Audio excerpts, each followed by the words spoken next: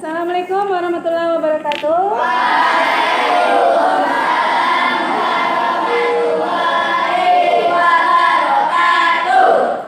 Alhamdulillah, alhamdulillahirrahmanirrahim. Wassalatu wassalamu ala asyrofil anbiya'i wal mursalin wa ala alihi washabbihi ajmain. Pertama ucapkan selamat datang kepada calon siswa-siswi SMP Negeri 3 Kota Besar ya. Sudah hari ketiga kalian mengikuti kegiatan MPLS ya. Dan khusus hari ini materinya sama Ibu tentang materinya.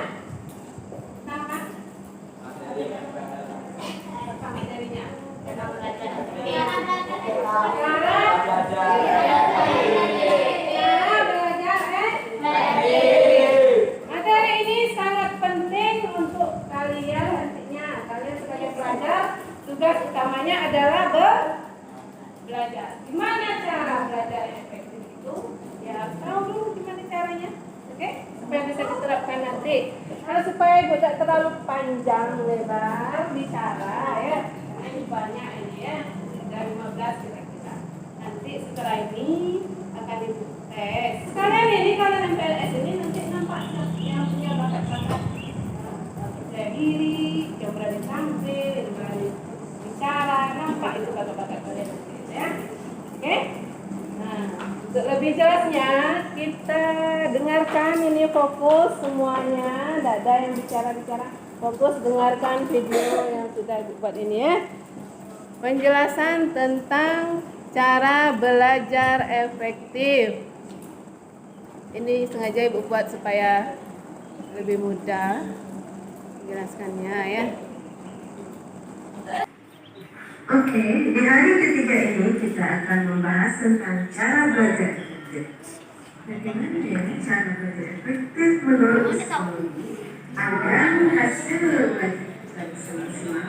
Oke, mari kita lihat satu persatu. Cekidot.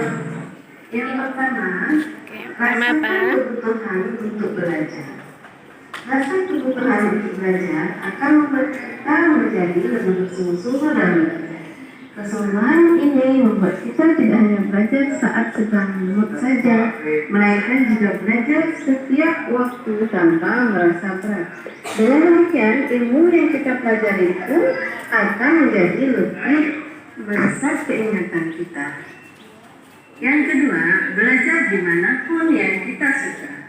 Memilih tempat belajar yang disukai tentu akan membuat kita senang dan merasa nyaman untuk belajar. Dengan memilih tempat yang nyaman, kita turut membantu menata mood kita menjadi lebih baik, sehingga belajar pun lebih menyenangkan dan efektif. Berikutnya, cicil pelajaran sedikit demi sedikit. Jangan belajar terlalu banyak dalam satu waktu. Belajar dengan sistem tutup semalam hanya akan menimbulkan tekanan secara psikologis, sehingga ilmu pun akan sulit untuk diserap dengan baik. Jadi, lebih baik mencicil pelajaran sedikit demi sedikit. Ada baiknya jika kita mengulang pelajaran yang diberikan dulu setiap hari. Selanjutnya, bagi waktu belajar. Ada baiknya kita membuat jadwal belajar dan target untuk menentukan kapan kita harus menguasai materi tersebut. Dengan adanya jadwal dan membagi waktu belajar, kegiatan belajar akan lebih terstruktur dan rapi serta sesuai dengan ekspektasi awal kita. Yang kelima, yang keenam, cara-cara membantu konsentrasi. Berkaitan dengan poin sebelumnya, gaya belajar orang berbeda-beda. Ada yang dengan video atau mendengar, ada yang dengan visual atau melihat, dan ada yang dengan kinestetik atau bergerak, menyentuh, ataupun praktek langsung. Yang ketujuh, pahami, jangan hanya menghafalkan. Alangkah baiknya kita memahami ilmu yang sudah kita pelajari daripada hanya sekedar menghafalkannya. Dengan memahami materi tersebut akan membekas dalam ingatan kita, dan kita dapat menunjukkan ilmu tersebut dalam ingatan saat suka. Yang kedelapan, jangan malu bertanya. Jangan segan untuk bertanya jika kita tidak memahami sesuatu atau mengalami kebutuhan dalam suatu ilmu. Kita belajar karena memang kita belum tahu tentang ilmu tersebut. Kita malu bertanya karena takut dicap orang bodoh atau apapun itu. Yang kesembilan, coba terus meski gagal. Kegagalan merupakan bagian dari pembelajaran. Bahkan, kegagalan dianggap sebagai cara belajar yang efektif karena kita mengalami sendiri penyebab dari kegagalan dan mengingatnya sebagai pembelajaran untuk tidak melakukannya lagi. Jadi, jika kita mengalami kegagalan, cobalah lagi menggunakan cara kerja yang lain hingga kita berhasil. Ke-10, sukai mata pelajaran. Menyukai mata pelajaran atau hal yang sedang dipelajari akan sangat berpengaruh terhadap keefektifan dan keberhasilan belajar kita. Dengan kita menyukai pelajaran atau ilmu tersebut, kita akan lebih bersemangat untuk menerima dan menyerap ilmu yang didapat. Hal ini berbeda jika kita merasa tidak suka belajar mata pelajaran itu. Tidak menyukai suatu pelajaran tentu hanya akan membuat kita merasa terpaksa untuk belajar, dan tentu hasil belajar yang seperti ini akan tidak optimal. Berikutnya, manfaatkan fasilitas yang ada. Di zaman sekarang, fasilitas belajar yang tersedia tidak hanya berupa buku pelajaran atau buku kumpulan soal dari sekolah. Kini kita bisa belajar dari internet, video, hingga televisi yang menyediakan tayangan edukatif. Manfaatkan semua fasilitas itu sebagai pendukung proses belajar kita. Biasanya, materi pelajaran yang disediakan di internet, video, atau tayangan edukasi telah dikemas semenarik dan sesederhana mungkin, sehingga kita akan lebih tertarik dan mencerna materi yang diberikan. Selanjutnya, membuat review atau peta materi. Cobalah untuk memetakan materi yang sedang dipelajari, misalnya dengan membuat peta konsep atau overview dari semua materi yang sedang dipelajari. Membuat review juga akan memudahkan kita untuk memahami intisari dari ilmu yang sedang dipelajari. Selain materi yang kita buat tersebut bisa menjadi bahan belajar yang lebih simpel atau sederhana. Selanjutnya, membuat kesimpulan. Cobalah untuk menarik kesimpulan dari materi yang sedang dipelajari. Hal ini akan menunjukkan apa saja output atau hasil dari kegiatan belajar kita, dan kita bisa membaca kesimpulan ini berulang kali untuk membuat ilmu semakin tertanam di otak kita. Selanjutnya, coba latihan soal. Mengerjakan latihan soal atau uji memecahkan masalah sesuai materi yang sedang dipelajari akan membantu kita mengukur sejauh mana pemahaman kita atas materi tersebut. Dengan demikian, kita bisa menilai di bagian mana kita harus meningkatkan belajar dan bagian mana kita telah menguasainya. Yang ke-15, jangan lupa untuk berdoa. Belajar merupakan usaha kita untuk menjadi seseorang yang pintar dan berguna. Namun, tidak ada usaha yang sempurna tanpa diiringi doa.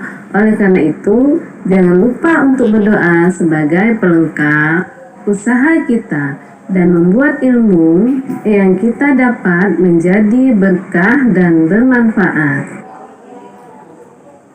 Demikianlah materi MPLS kita hari ini. Semoga bermanfaat dan dapat diamalkan dalam kehidupan sehari-hari. Terima kasih. Assalamualaikum warahmatullahi wabarakatuh.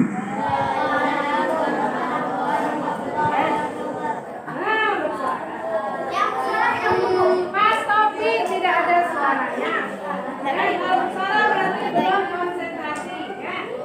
1, 2, 3. Nama suara. Bunda.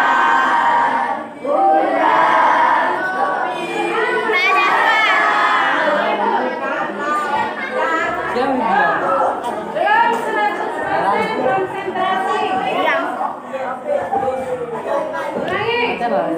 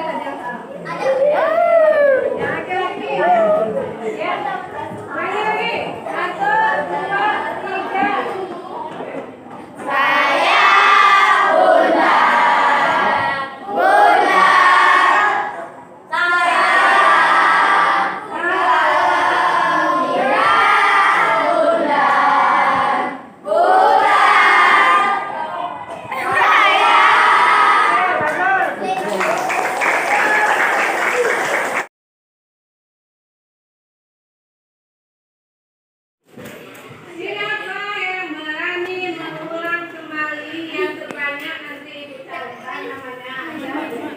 Ya. Oke? Katanya, namanya. Ya. Boleh catatannya.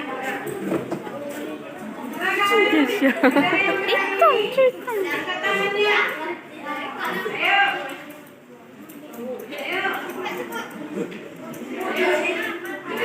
Sama orangnya. Nah, lah.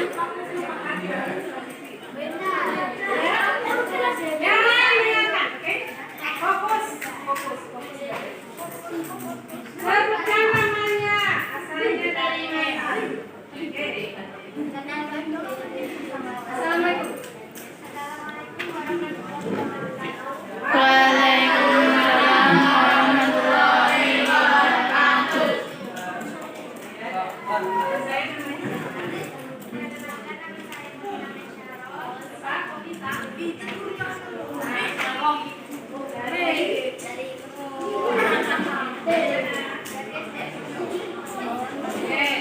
Saya akan menyampaikan beberapa cara belajar efektif.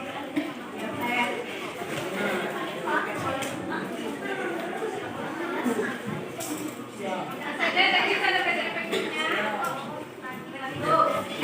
Apa tadi katanya itu? Cara belajar pertama? Nah, Ulangi, pertama. powerbank bodoh. Diskusi. Cara belajar pertama adalah berdiskusi. Oke, bagus.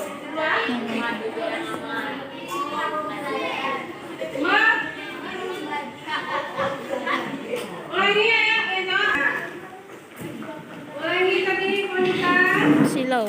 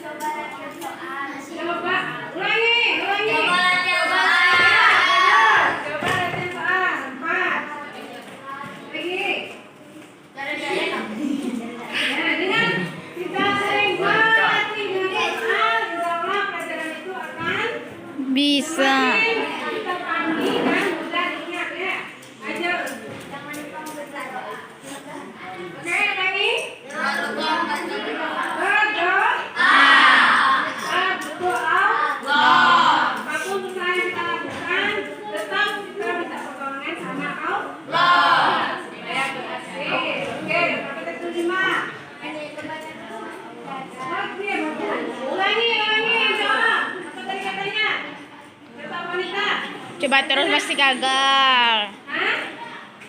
Apa ini? Awalnya lagi mau minta.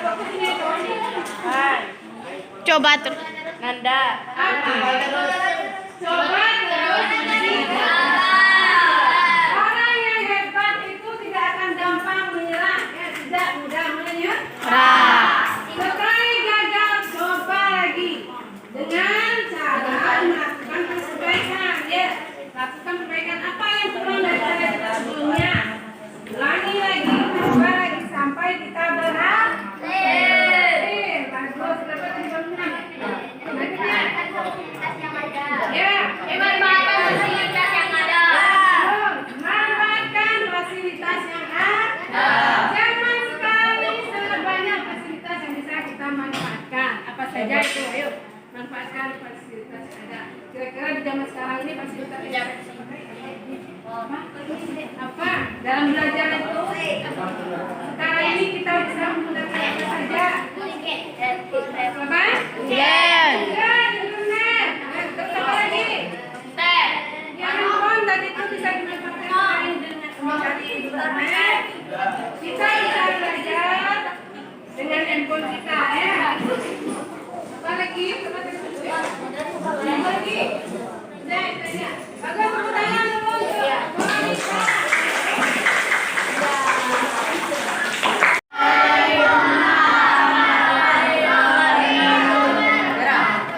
Saya namanya siapa? Saya Muhammad Yudhim Putra. Salah. Panggilannya Rifki. Asal dari Sekolah Hizbul Karya. Ya, saya akan menyebutkan beberapa cara belajar efektif. Saya akan menyebutkan beberapa cara belajar efektif. Oke, yang pertama. Satu, rasakan kebutuhan untuk belajar. Ya, silakan ulangi yang pertama. Apa yang pertama? Ya, rasakan kebutuhan untuk belajar. Kita harus merasa butuh dalam belajar. Supaya apa? Supaya kita bersungguh-sungguh dan bersemangat dalam belajar. Ya. Lanjut yang kedua. Belajar dimanapun yang disukai. Iya, ulangi. Di tempat yang kita sukai. Lanjut, yang ketiga. Cicil pelajaran tersebut terus sedikit. Ulangi. Cicil pelajaran sedikit demi sedikit. Dikit. Tumpuk pelajaran itu. Kalau perlu setiap hari kita ulangi yang berbeda. Ya. Cicil, jangan waktu ujian kita fokus semalam. Lanjut yang keempat. Berdiskusi. Lanjut.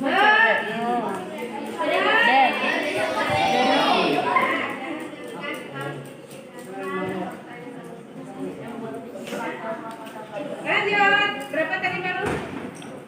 4. Empat tadi. Nah, lanjut. Bagi waktu belajar.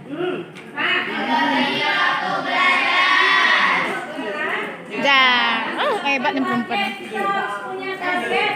Ya, hari ini misalnya kita mau belajar bahasa Inggris. Hari ini saya harus menguasai 10 apa? Vocabulary itu ya.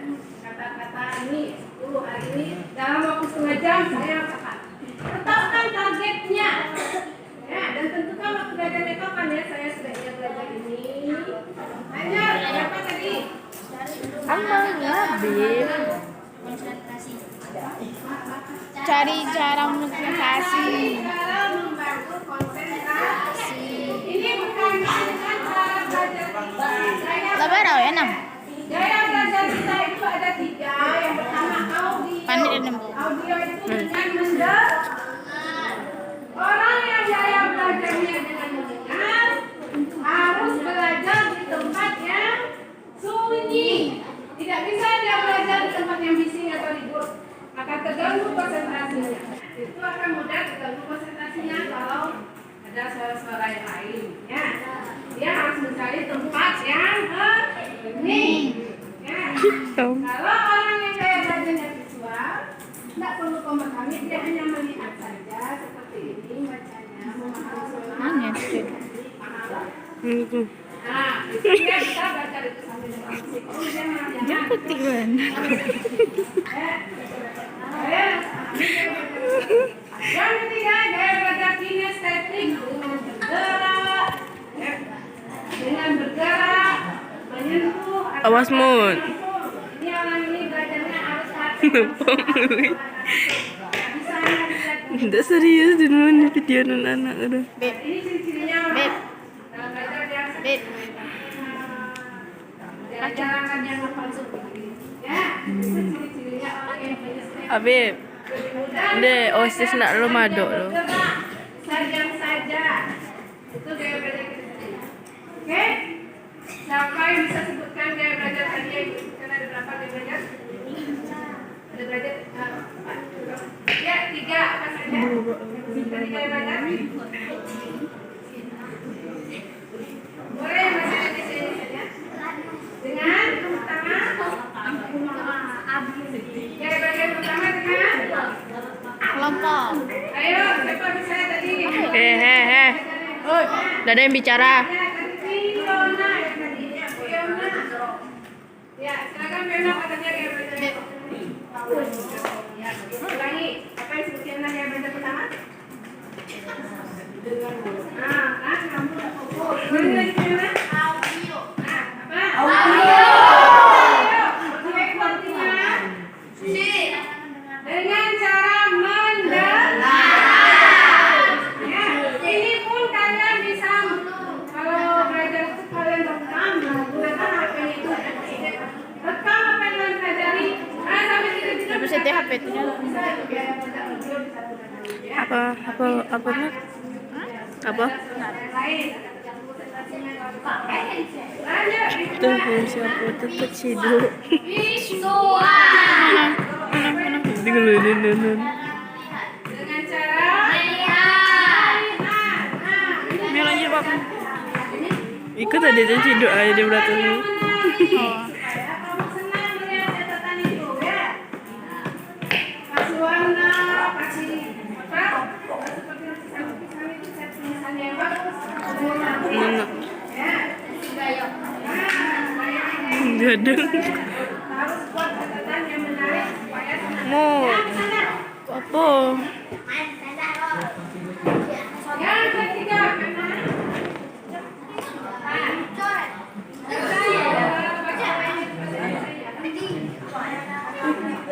Dengan cara apa tadi?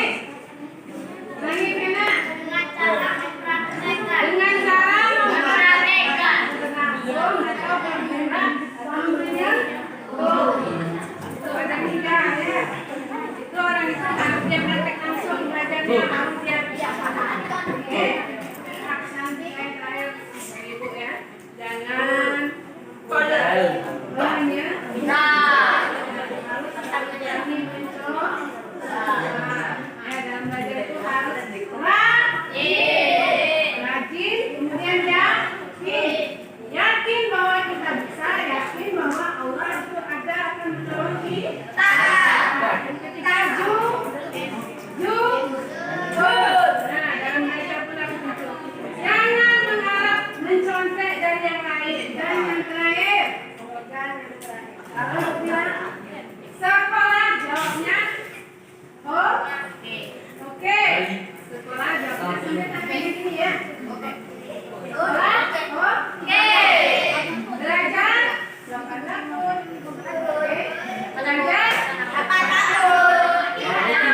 siswa kelas 7 insya Allah bisa. Kalian pasti bisa. Ya, ulangi. Sekolah